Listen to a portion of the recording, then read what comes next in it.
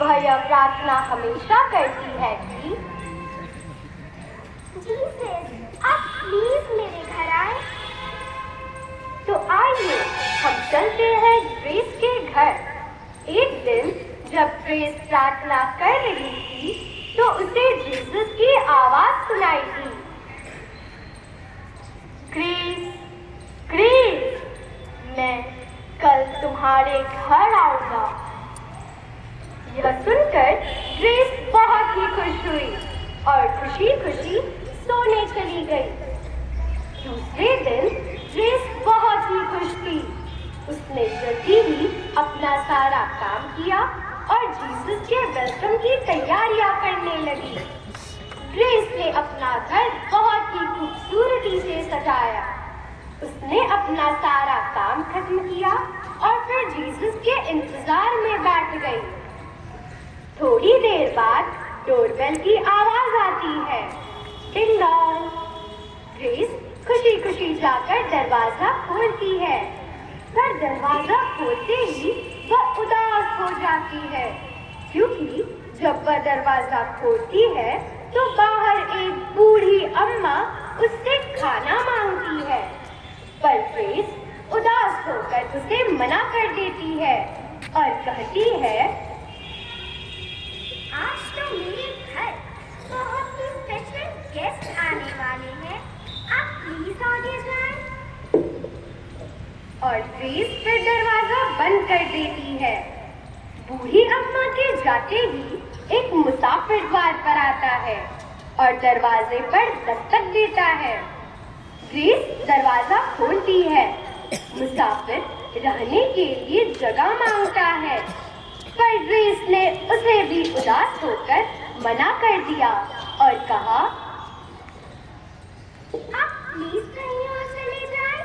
आज तो मेरे घर बहुत ही स्पेशल गेस्ट आने वाले हैं।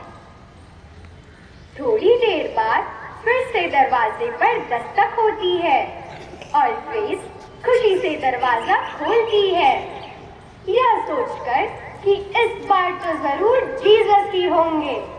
पर इस बार वह क्या देखती है कि सामने एक भिखारी खड़ा है जो अपने लिए खाने को कुछ मांग रहा है। पर ग्रेस उसे भी मदद के लिए मना कर देती है और कहती है, आज तो मेरे घर बहुत ही स्पेशल गेस्ट आने वाले हैं, आप प्लीज आगे जाएं। और ग्रेस अपना दरवाजा बंद कर देती है। अब ग्रेस सोचने लगती है कि जीसस शायद बहुत बिजी होंगे, इसलिए मेरे घर नहीं आए। वह बहुत ही निराश होकर बैठ जाती है। तभी उसे जीसस की फिर से आवाज आती है, ग्रेस, ग्रेस। ग्रेस उठकर घुटनों पर बैठ जाती है और शिकायत करते हुए जीसस से पूछती है,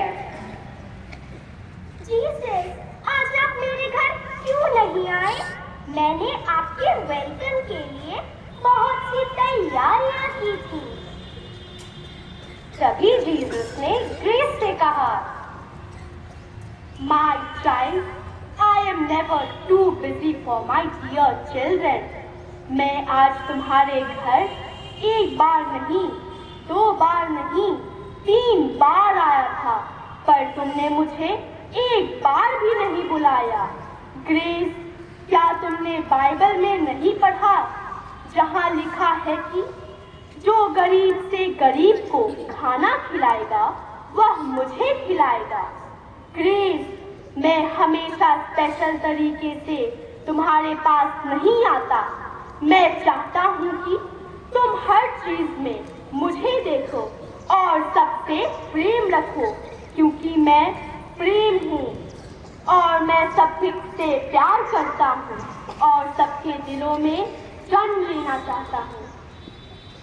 फिर ग्रेस अपनी गलती स्वीकार करती है।